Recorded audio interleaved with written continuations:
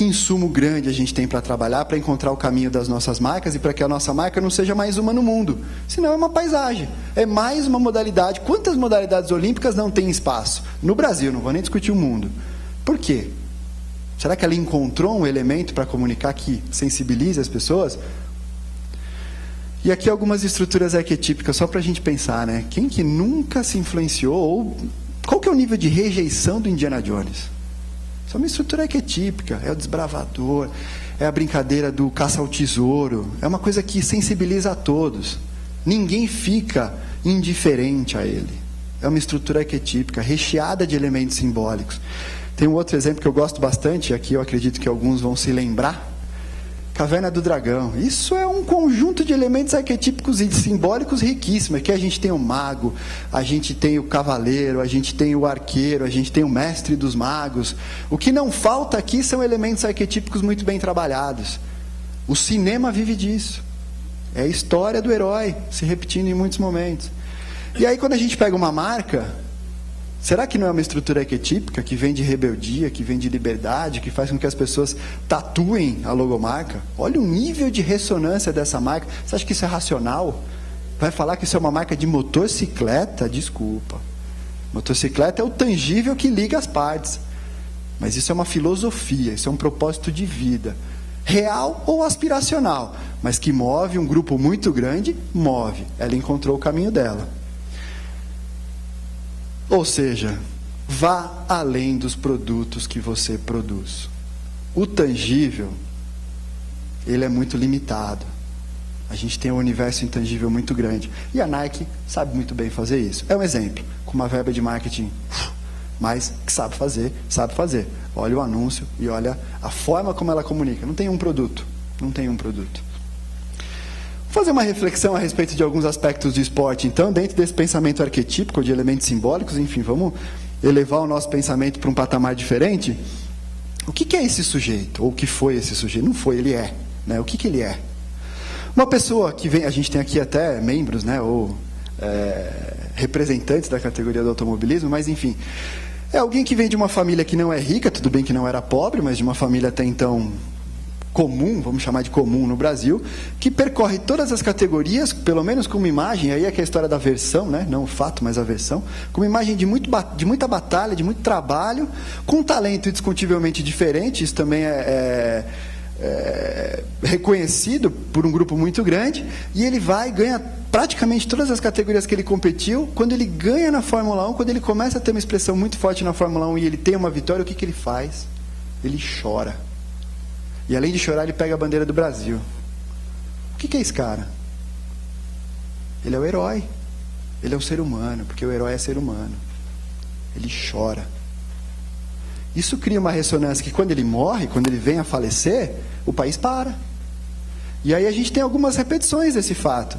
O que foi o Guga? O que é o Guga? Um herói. Né? Não sei se tem alguém aqui do Sul, mas é um manezinho da ilha, né? Eles se colocam assim, né? O manezinho da ilha, eu acho ótima essa expressão, que fala tudo bem rapidinho, rapidinho, rapidinho. E que foi lá. É um fenômeno. O que ele fez é mais do que o Ayrton Senna fez, se a gente for pensar. Porque ele não tinha um histórico, ele tinha Marista Bueno 30 anos antes, 20 anos antes. Ele é um herói, por quê? Porque ele ganha, ele chora, ele se comove. E o nosso último herói, né? O nosso herói mais recente, que é o Cezão, que parou o cubo d'água. O Cezão parou o cubo d'água na Olimpíada de Pequim. Ninguém acreditou nele chorando no pódio. Aquilo foi de uma emoção que a chinesada não acreditava, e foi a única cerimônia de premiação que o cubo d'água permaneceu cheio após o término do programa. A premiação de 50 livros foi ao final do programa, então não tinha mais prova para acontecer e todo mundo esperou terminar o pódio do Cezão. Mesmo processo. Alguém que vem de um lugar normal, uma vitória emblemática, e a postura de um herói. E aí, né, dentro dessas provocações, até para a gente pensar, será que o corintiano não é um herói? Será que a marca Corinthians não tem uma estrutura arquetípica por trás dela? Se foi gerencialmente construída, se não foi, enfim, também, como eu disse que eu não tinha resposta, eu não posso aqui me alongar demais. Agora, será que os atributos não começam a contornar ou a desenhar a silhueta de um herói? Sofredor, né? O corintiano, ele se coloca como sofredor. O Ronaldo até colocou no Twitter dele agora, porque ele acredita no título do Corinthians, porque para o Corinthians tudo é mais difícil. é uma postura da leitura do herói. E eu não duvido que eles ganhem. Eu não acho provável, mas vai ser possível. Será que não é isso que ronda a força dessa marca? Uma estrutura arquetípica? Como que eu posso construir a minha pensando nisso tudo, né? Ou seja, quando a gente pega esse pensamento emocional e entendendo que a ressonância da marca é o grande valor que ela tem, qual que é o grande ativo do esporte? É o fã. O esporte tem uma coisa que toda marca sonha, é o fã, é o defensor. Ele tem isso. Como é que eu vendo isso para o anunciante? Como é que o anunciante entende isso? Agora, qual que é o problema, né? O esporte ainda está limitado, muitas vezes, às questões de lembrança de marca. Então, todas as cotas de patrocínio que a gente discute são discutidas em cima de visibilidade, mídia espontânea, número de impactos. E aí, gente, o Jornal Nacional vai ganhar sempre. Custo por 1.000, a mídia de massa parece barata. A gente tem que entender o esporte como uma plataforma o quê? De construção de significados. O herói, o fã, enfim, a gente tem aí um campo muito rico para ser trabalhado. E aí, para a gente afunilar um pouco esse pensamento dentro de algumas possibilidades, coloquei os dois agentes desde o início, né? As organizações esportivas e os anunciantes. No meio a gente tem um outro agente que eu vou falar pouco ainda, mas que são aquelas marcas de produtos e serviços esportivos. E que aí na ligação fica muito visceral, é fácil de entender. Agora, quais são as perguntas que as organizações esportivas deveriam estar se fazendo? Qual é o público da minha marca? Até aí eles fazem.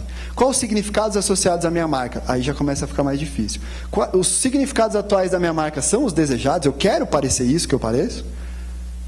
Quais as marcas que ganhariam ao se aproximar de mim? Porque aí eu começo a fazer uma prospecção ativa e não passar o chapéu.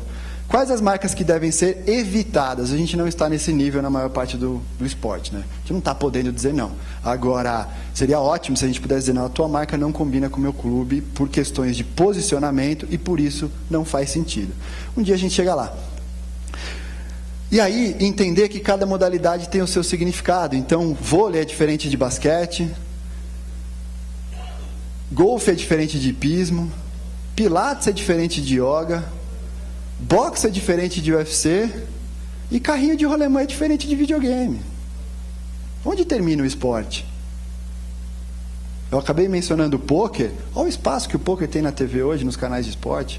Se tem federação, se tem confederação, se é um esporte de fato, eu não sei, mas que ele está arrebanhando o verbo, ele está. Porque mostrou um valor. Por outro lado, as organizações esportivas deveriam estar se perguntando, os anunciantes deveriam estar se perguntando, quais os atributos desejados para a minha marca? Tem muita marca que não tem posicionamento. Quais as modalidades ou clubes fortes junto ao meu público-alvo, para eu ter sinergia? Quais as modalidades ou clubes com atributos sinérgicos aos que são desejados para a minha marca? Aí eu tenho o co-brand, né, que é a associação de valores de marca. E quais as modalidades que eu devo evitar? Tem muito anunciante que também não sabe evitar as modalidades.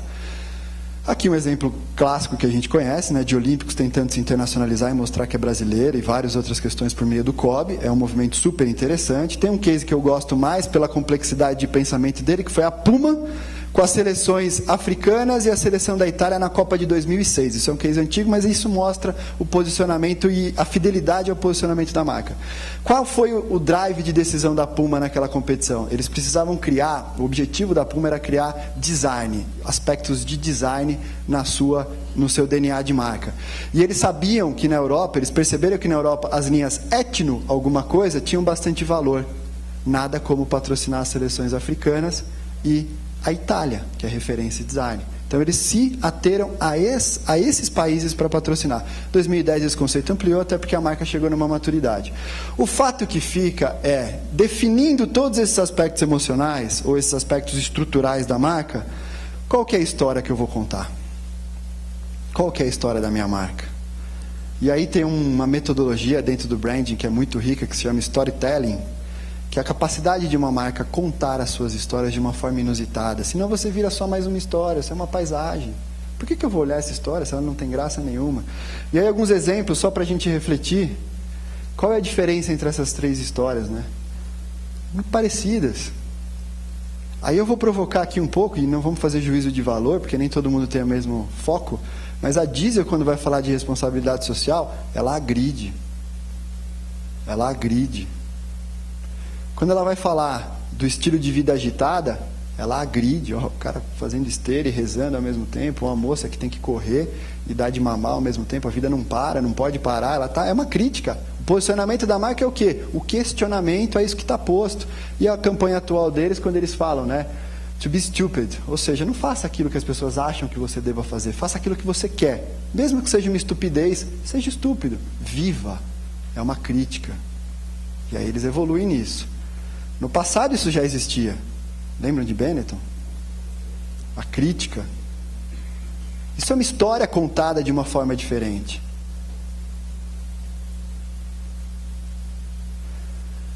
Ou seja, evite movimentos coletivos. Aí, de repente, aí tem carros de diferentes épocas. A gente olha para a Stock Car e todas as empresas farmacêuticas, ou um grande grupo delas na Stock Car. Eu estou contando uma história diferente ou eu estou sendo um seguidor? Aí, de repente, todas elas descobrem o futebol. E vão como um movimento coletivo. Eu viro paisagem.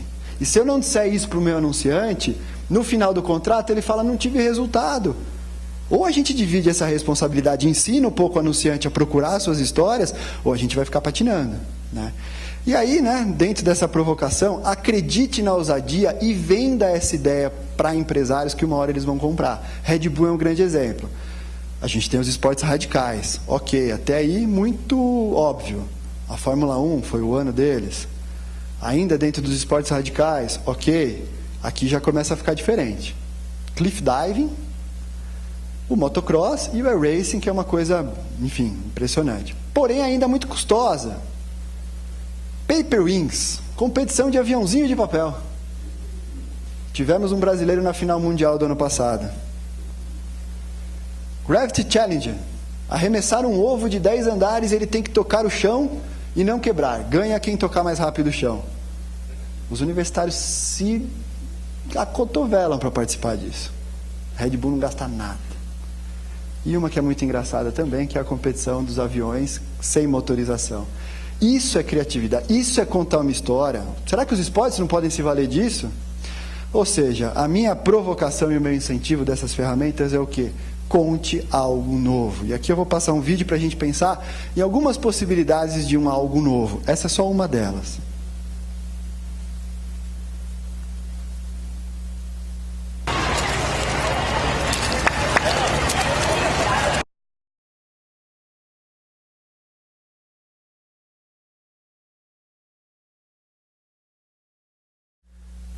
Vamos dar versões para os nossos fatos.